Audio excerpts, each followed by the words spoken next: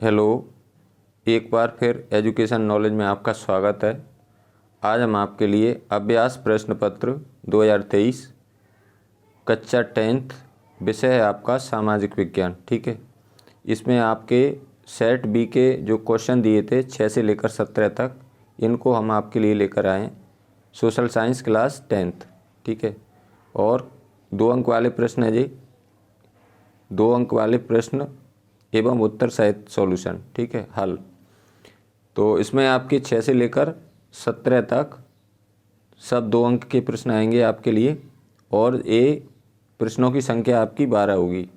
तो इसमें आपके लिए ये प्रश्न बहुत ही परीक्षा की दृष्टि से महत्वपूर्ण है। आपको चारों सेटों के प्रश्न जो दिए हैं उनके आंसरों का रिवीजन करना है, तो आप परीक्षा में अच्छे अंक ला सकते हैं। ठीक है, आपको हमारी शुभकामनाएं।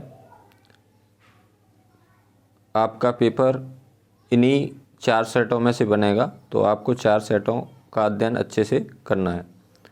तो आइए शुरू करते हैं प्रश्न एवं आंसर। प्रश्नों के उत्तर सरल भाषा में मैंने बनाने का प्रयास किया है।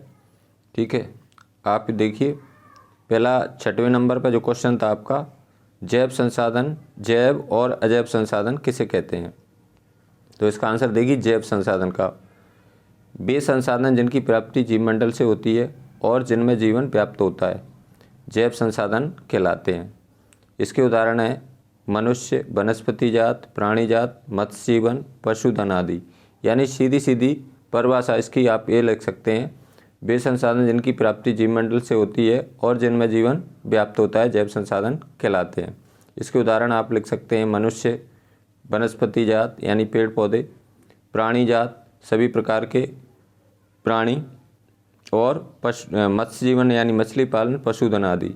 अजैव संसाधन की परिभाषा देखिए, अजैव संसाधन वे संसाधन जो निर्जीव वस्तुओं से बने होते हैं, अजैव संसाधन कहलाते हैं। या इनमें लिख सकते हैं आप, वे संसाधन जिनमें जीवन नहीं पाया जाता है, अजैव संसाधन कहलाते हैं। उदाहरण क्या हो जाएंगी? धातुएं और चट्टानें। अब इसके देखिए अथवा वाला क्वेश्चन भी लिया है मैंने, तो आपको तो परीक्षा में एक ही हल करना है। या तो आप ऊपर वाला करेंगे तो नीचे वाला नहीं करेंगे, और नीचे वाला करेंगे तो ऊपर वाला नहीं करेंगे, एक ही करना है आपको। लेकिन मैं आपके लिए दोनों अथवा सहित सॉल्यूशन लेकर आया हूँ। आगे क्वेश्चन है आपका अथवा वाला, देखिए J6 का अथवा है, सतत पोषणीय विकास का क्या अर्थ है? आंसर देखिए, सतत पोषणीय विकास का अर्थ है कि विकास पर्यावरण को बिना नुकसान पहुंचाए हो और वर्तमान विकास की प्रक्रिया भविष्य की पीढ़ियों की आवश्यकताओं की अवहेलना न करे। अब इसमें अगला क्वेश्चन था आपका, मृदा अपरदन किसे कहते हैं? मृदा माने क्या होता है? मिट्टी। ये भी 2 अंक का है, आप देख सकते हैं, इसके सम्मुख मैंने अंक इसमें रखे हैं।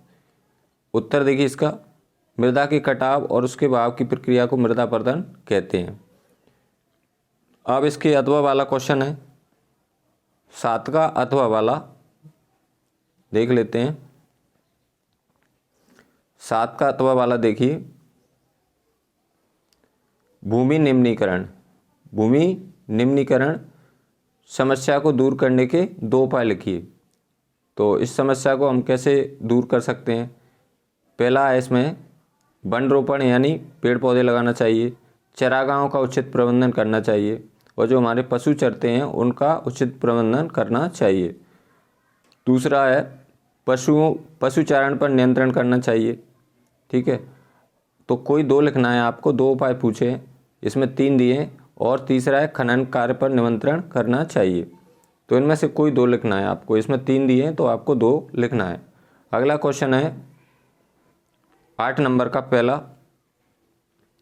भारत की मुख्य खाद्य फसल का नाम लिखते हुए उनके उत्पादन क्षेत्र को लिखिए। यानी कि खाद्य फसल क्या होती है? जिसको हम खाने के रूप में प्रयोग करते हैं। भारत की मुख्य खाद्यान्न फसलें हैं चावल, गेहूं, ज्वार और बाजरा। ठीक है, इसमें सबसे ज़्यादा चावल का इस्तेमाल करते हैं, दूसरे नंबर पर गेहूं का इस्तेमाल करते हैं। तो पहले नंबर पर चावल को हम खाने के रूप में प्रयोग करते हैं, यानी खाद्यान्न फसल है। अब इसमें देखिए एक तरफ दिया है खाद्य फसल का नाम, दूसरे तरफ दिया है उत्पादन क्षेत्र का नाम। इसमें देखिए यानी चावल सबसे ज़्यादा कहाँ होते हैं, किस राज्य में होते हैं, पश्चिम बंगाल में। गेहूँ सबसे ज़्यादा कहाँ होता है, उत्तर प्रदेश में। ज्वार कहाँ होती है सबसे ज़्यादा, महाराष्ट्र में। ठीक है, यानी कि चावल को भारत में सबसे प्रथम नंबर पर रखा है। दूसरे नंबर पर खाद्यान्न फसल कौन सी है, गेहूँ है। और इसका चावल सबसे ज़्यादा पश्चिम बंगाल में होते हैं, गेहूँ सबसे ज़्यादा उत्तर प्रदेश में होते हैं, ज्वार सबसे ज़्यादा महाराष्ट्र में होती है। अब इसके बाद में इसमें बाजरा सबसे ज़्यादा कहाँ होता है, राजस्थान में होता है। तो इन का हम खाद्यान्न के रूप में उपयोग करते हैं। अगला क्वेश्चन है अथवा वाला। इसका अथवा वाला देखिए, गहन जीविका कृषि से क्या तात्पर्य है। कृषि माने क्या होता है, खेती। कृषि माने होता है खेती। उत्तर देखिए इसका, गहन जीविका कृषि उन क्षेत्रों में की जाती है जहां भूमि पर जनसंख्या का दबाव अधिक होता है। ठीक है, यह श्रम गहन खेती है। खेती माने क्या होता है, कृषि या खेती की बात है। जहां अधिक उत्पादन के लिए अधिक मात्रा में जैव रासायनिक उर्वरकों, उर्वरक माने क्या होता है, खाद, यानी अधिक खाद डाला जाता है। कौन सा खाद, रासायनिक खाद। और सिंचाई का प्रयोग किया जाता है, और अधिक सिंचाई का प्रयोग किया जाता है। तो गहन जीविका कृषि उन क्षेत्रों में की जाती है जहां भूमि माने जमीन पर जनसंख्या का दबाव अधिक होता है। ठीक है, अगला क्वेश्चन था इसमें आपका 9 नंबर का, आधारभूत उद्योग किसे कहते हैं। ये बहुत इंपॉर्टेंट क्वेश्चन है। आंसर देखिए इसका, वे उद्योग जिनके उत्पादन या कच्चे माल पर दूसरे उद्योग निर्भर रहते हैं आधारभूत उद्योग कहलाते हैं। उदाहरण के लिए उदाहरण लिखना है आपको, 1, 2 या 1, लोहा इस्पात उद्योग, प्रगलन उद्योग और एल्युमिनियम उद्योग आदि। अब इसका अथवा वाला क्वेश्चन देख लेते हैं।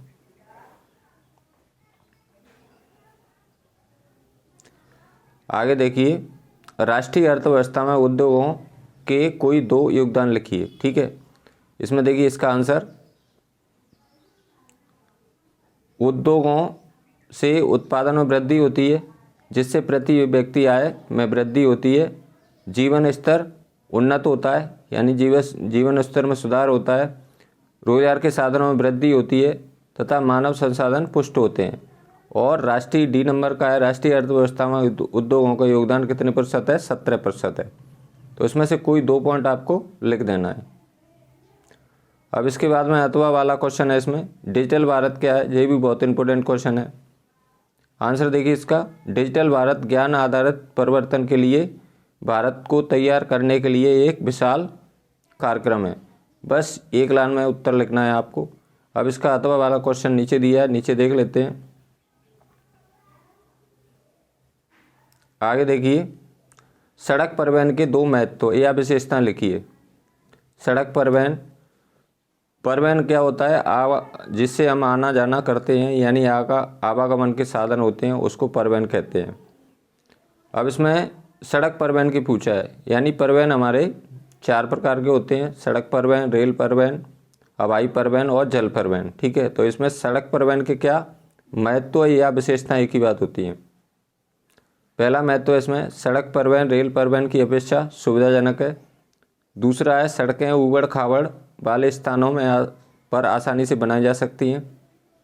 तीसरा है इसमें, सड़कों का निर्माण व लागत कम होती है, यानी इनको बनाने में खर्चा कम होता है। ठीक है, लागत कम होती है। अब इसमें अगला क्वेश्चन है 11 नंबर का, बहुत इंपॉर्टेंट, वेरी वेरी इंपॉर्टेंट है। और इसका सड़क परिवहन का रखरखाव कौन करता है, PWD करती है, PWD। ये पूछा जाता है कभी कभी। अब इसमें अगला क्वेश्चन है आपका 11 नंबर का, राजमार्ग किसे कहते हैं, यानी स्टेट हाईवेज। स्टेट माने क्या होता है, राज्य होता है। हाईवेज माने क्या होते हैं, हाईवेज माने मार्ग। ठीक है, आंसर देखिए इसका, राज्यों की राजधानियों को जिला मुख्यालय से जोड़ने वाली सड़कें राज्य राजमार्ग कहलाती हैं, यानी राज्य की जो राजधानी होती हैं उनको ये सड़कें कैसे जोड़ती हैं? जिला मुख्यालय से जोड़ती हैं। ठीक है, तो इसमें यही लिखा है, राज्यों की राजधानियों को जिला मुख्यालय से जोड़ने वाली सड़कें राज्य राजमार्ग कहलाती हैं, जिनका निर्माण व रखरखाव सार्वजनिक निर्माण विभाग या इसको इंग्लिश में कहते हैं PWT के अधिकार क्षेत्र में। ठीक है, इनका निर्माण और रखरखाव माने क्या होता है? मरम्मत कौन करता है? PWT करता है। और ये सड़कें क्या करती हैं? यानी राजधानी को जिला मुख्यालय से जोड़ती हैं। अगला क्वेश्चन भी बहुत इंपॉर्टेंट है। ये दोनों क्वेश्चन बहुत ही, इनमें से एक क्वेश्चन निश्चित आना है परीक्षा में। अब अगला क्वेश्चन है इसमें, राष्ट्रीय राजमार्ग किसे कहते हैं? इसको बोलते हैं नेशनल हाईवेज। और हाईवेज माने क्या होता है? राजमार्ग। ठीक है, इसका आंसर देखिए, राष्ट्रीय राजमार्ग देश के दूरस्थ भागों को जोड़ते हैं। यानी कि ये क्या करते हैं? राष्ट्रीय राजमार्ग देश के दूरस्थ भागों को जोड़ते हैं। यह प्राथमिक सड़क तंत्र है जिसका निर्माण व रखरखाव केंद्रीय लोक निर्माण विभाग CPWD के अधिकार क्षेत्र में हैं। यानी कि भारत में 3 प्रकार की सड़कें हैं। पहली है हमारी यही वाली नेशनल हाईवेज यानी राष्ट्रीय राजमार्ग। इनका देख रेख रखरखाव निर्माण कौन करता है? CPWD करती है। और दूसरे स्तर की सड़कें होती हैं अपनी राज्यमार्ग, इनका देख रेख PWD करती है। और तीसरे स्तर की सड़कें होती हैं हमारी जिला परिषद वाली, वो जिला मार्ग, तो इनका रखरखाव कौन करता है? जिला परिषद करती है। तो पहले जो हमारी राष्ट्रीय राजमार्ग होती हैं उनका रखरखाव कौन करता है? CPWD। ठीक है, और जो राज्य राजमार्ग होते हैं उनका करता है PWD। ठीक है, और जिला परिषद की सड़कें होती हैं, जिला स्तर की सड़कें होती हैं, उनका रखरखाव करता है जिला परिषद। तो इनमें से ये तीनों क्वेश्चनों में से एक क्वेश्चन निश्चित आता है, 100% आएगा। यानी कि जो नेशनल हाईवेज होते हैं उनका रखरखाव कौन करता है? ये क्या करते हैं? दूरस्थ भागों को जोड़ते हैं। यह प्राथमिक सड़क तंत्र हैं जिनका निर्माण व रखरखाव केंद्रीय लोक निर्माण विभाग CPWD के द्वारा किया जाता है। यानी राष्ट्रीय राजमार्ग का रखरखाव निर्माण कौन करता है? CPWD करती है। राज्य की होती है, राज्य का कौन करता है? PWD करती है। इसमें से क्या हटा देना है आपको? C हटा देना है। और जिला स्तर की सड़कें होती हैं उनका रखरखाव जिला परिषद करती है। अगला क्वेश्चन देखते हैं। अगला क्वेश्चन है आपका, आयात शुल्क किसे कहते हैं? आयात माने क्या होता है? किसी दूसरे देशों से वस्तुओं को मंगाना आयात कहलाता है, और किसी दूसरे देशों को वस्तुएं भेजना निर्यात कहलाता है।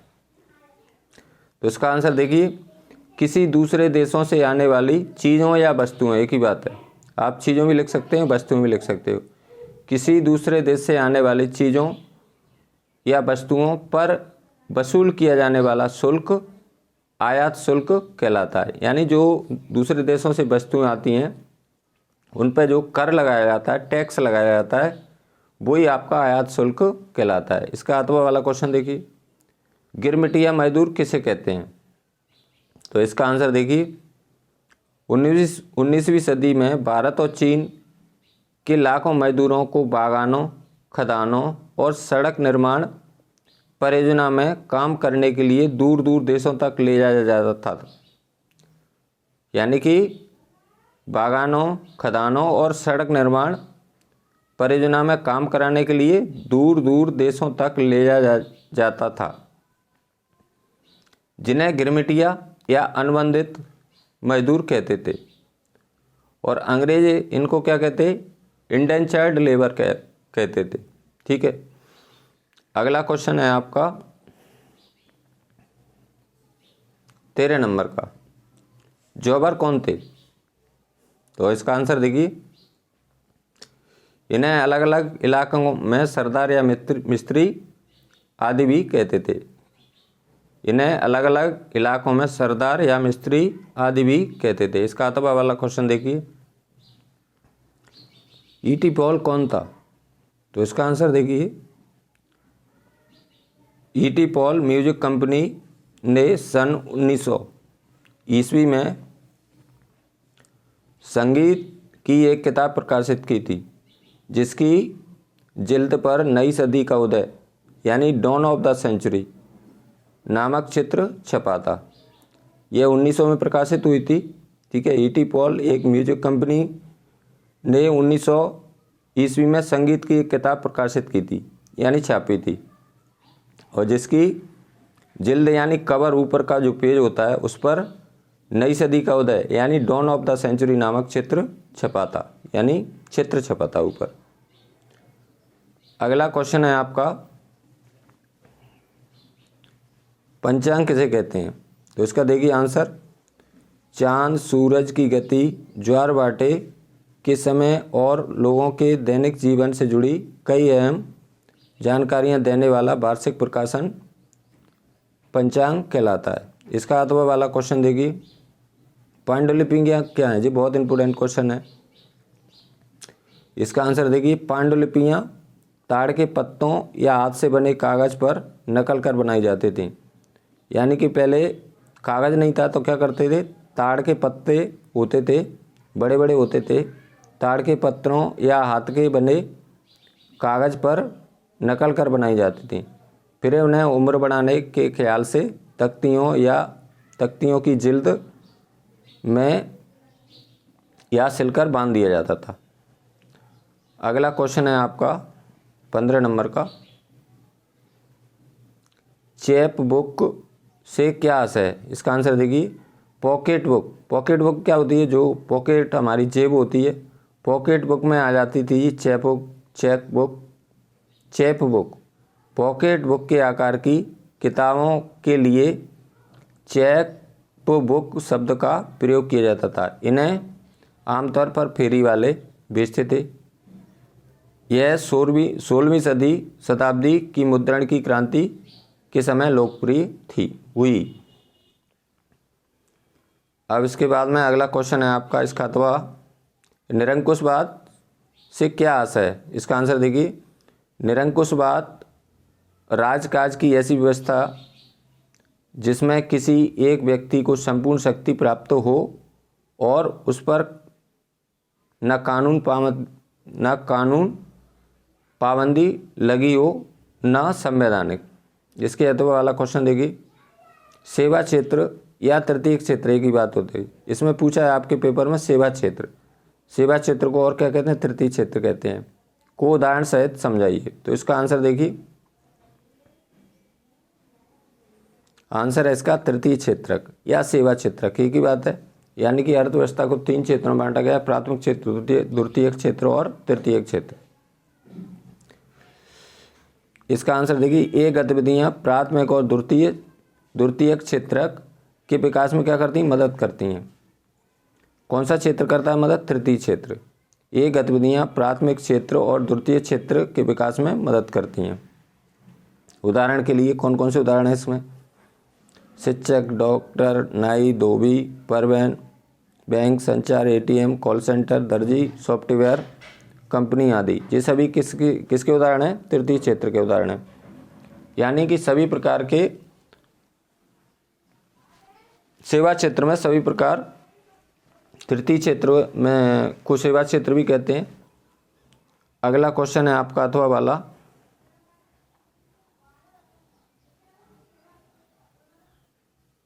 अगला क्वेश्चन देखिए, महात्मा गांधी राष्ट्रीय ग्रामीण रोजगार गारंटी अधिनियम क्या है?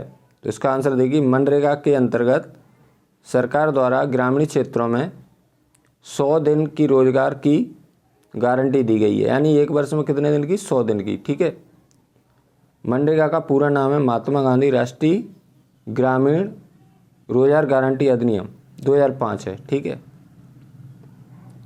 अगला क्वेश्चन है आपका, व्यापार अवरोधक किसे कहते हैं? यह क्या है? तो इसका आंसर देखिए, सरकार द्वारा विदेशी व्यापार पर प्रतिबंध माने क्या होता है? रोक लगाने की प्रक्रिया को व्यापार अवरोधक कहते हैं। ठीक है, अगला क्वेश्चन है, बहुराष्ट्रीय कंपनियां से आप क्या समझते हैं? दोनों क्वेश्चन बहुत इंपॉर्टेंट हैं। इसका आंसर देखिए, बहुराष्ट्रीय कंपनियां वो है जो एक से अधिक देशों में उत्पादन पर नियंत्रण अथवा स्वामित्व रखती है। या आप एक लाइन में लिख सकते हैं, बहुराष्ट्रीय कंपनियां वो होती हैं जो एक से अधिक देशों में व्यापार करती हैं। ये थे आपके 2 अंक वाले प्रश्न। यदि आपको यह वीडियो अच्छी लगी तो लाइक करें, अपने मित्रों के साथ शेयर करें।